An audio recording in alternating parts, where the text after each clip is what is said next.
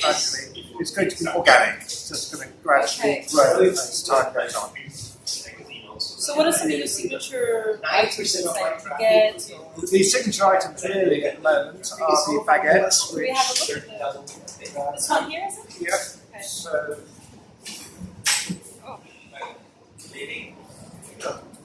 So this is, it's very rare to find a baguette like this. This takes 3 days to make. It's got no yeast in it. It's made with culture of mine, which is 10 years old. Culture of yours, isn't you? I created it in the UK, where I was based until I came here. I'm now based here.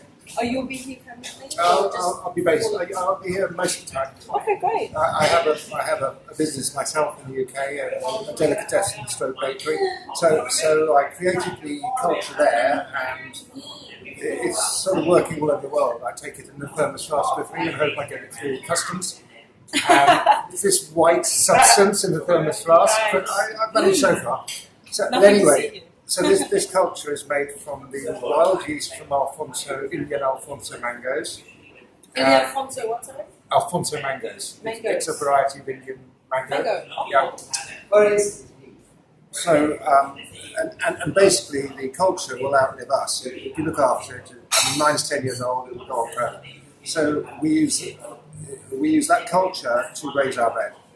Okay. So what would be the texture, the taste difference? Let's say the difference between this bread and your average baguette is inside. It's got a very crisp crust, but it's thin. It's a thin, crisp crust, and so I would say it's less dense than the French traditional bread. It's terribly light, actually. It's got a rubbery texture inside, which is what we're looking for, and it's got large, irregular holes. It's not regular, not like a supermarket sliced loaf, which is got tiny little holes, all regular, all over. Right. Here we're looking for random big holes, hence the name Holey Bakery. Oh, that's where the name comes into it. Exactly. It's nothing to do with Christian Muslim or whatever. Actually, I had this. Naturally, that's the first impression. Yeah. I know. Okay, and so to us, holes are beautiful. The more holes, bigger the holes, the bigger the holes, the better. And I've got customers in my shop in the UK say, "There's so many holes. Where do I put the butter?" Well, that's the thing, when they spread it. Well, I say, eat your heart out. You're lucky to get all those holes. You should charge them more. Yes, exactly. Exactly, more for the holes. So there are not many baguettes like this, of this, even in Paris. Okay. But and it's got a slightly sour flavour. And so far, it's our best-selling item here. Okay, and how much for one baguette? And is there only one size? Baguette is 100, including tax. 100 including tax. Yeah. And you plan to make sandwiches so people can have grab-and-go sandwiches. When we've got our kitchen space sorted out, and when we've got more staff, we're a very small team at the moment. We're just not enough hours a day. Fair enough. So I mean, I'm working the bakery 15 hours a day. We just aren't enough hours to do what you want to do. So you start 3 o'clock in the morning. Okay. And the 3-day process. It's as I understand, it's the. We're not working on it for 3 days. Yeah. How does the culture has to be fed, and that bubbles away for 24 hours. And we incorporate more flour, and then make it into the shape that it is, and then the finished shape, in uncooked shape, will sit in what we call a retarder, which is basically a temperature controlled climate at about 0 degrees centigrade, and it'll sit there for 24 hours. And it's developing flavours while it's sitting at this temperature. It's not rising; it's just on hold, but the flavours are developing.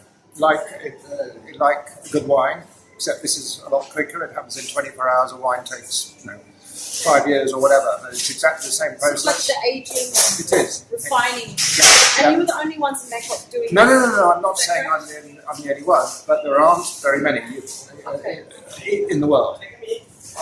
There aren't many, and in Bangkok. I don't know, but I wouldn't think there are any. I mean, I could be wrong, and I'm certainly not. I'm not saying ours is the best baguette, but I'm very proud of it. It would be very arrogant if I said it was the best baguette. Bangkok Foodies will be the judge of that. These croissants are very special, and I defy you to find a better one in Thailand. Actually, and I'd be quite happy to say anyway. They're made with about 35% butter, and the butter is not any old butter. It's LAV from France. It's a brand of butter from Normandy in France. Okay. I mean, it's imported butter, very, very expensive butter. It's very, very flaky. When you eat one of those, you make a complete mess of the table you're sitting at. To me, that's a good judge of a croissant when you make a real mess when you're eating it. And I won't have a problem with that, because I do that with every meal. Maybe have a Yes,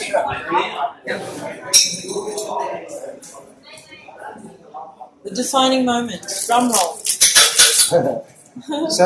So this is what you're looking for. You're looking for a honeycomb inside, honeycomb texture,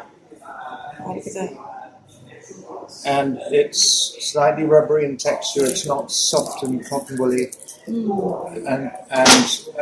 all these layers here. This is what we're looking for. All these flaky layers. Delicious.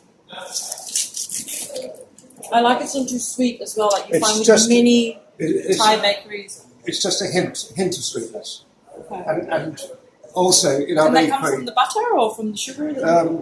Well, I was just about to say we don't use white sugar in our bakery. Okay. All our sugar is unrefined brown sugar. There is no place for white sugar because all white sugar does is add sweetness but no flavour. Okay. So we always use unrefined brown sugar. Fabulous. Look at that.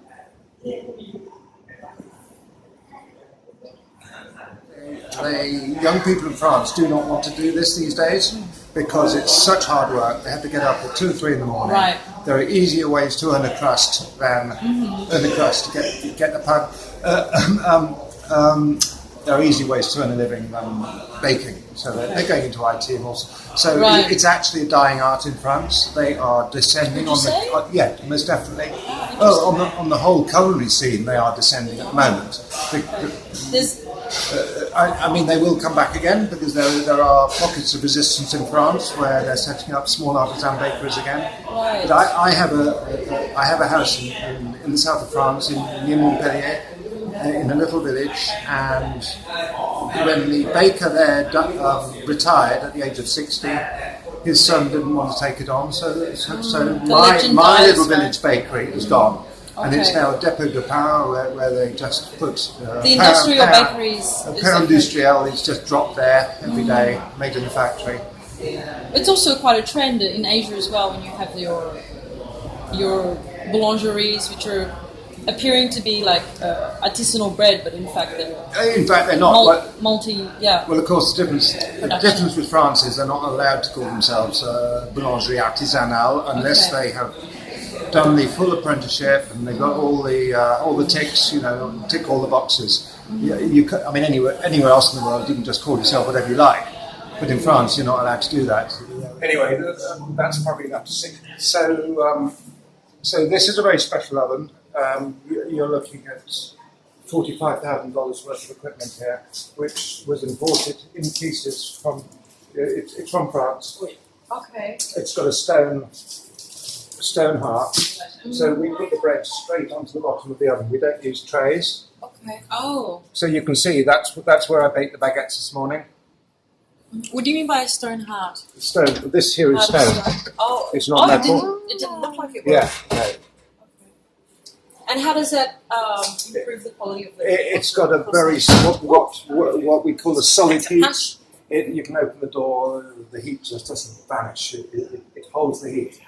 It retains the heat. It retains the heat. It's replicating an old-fashioned. I mean, it's modern. It's brand new, but it's replicating an old-fashioned brick oven. So all these donuts are made with a lot of butter and a lot of eggs. Most donuts never see an egg, never see any butter. And they're normally made with premixes. Okay.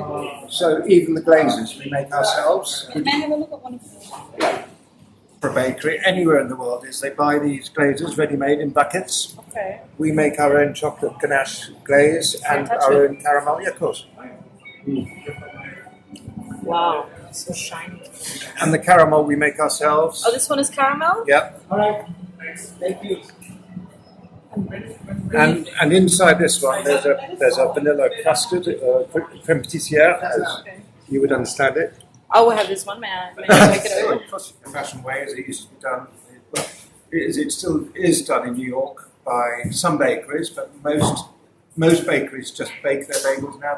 They skip out the boiling part of it, which is very important. So as you see, we have a vanilla custard inside. Yum. There you go.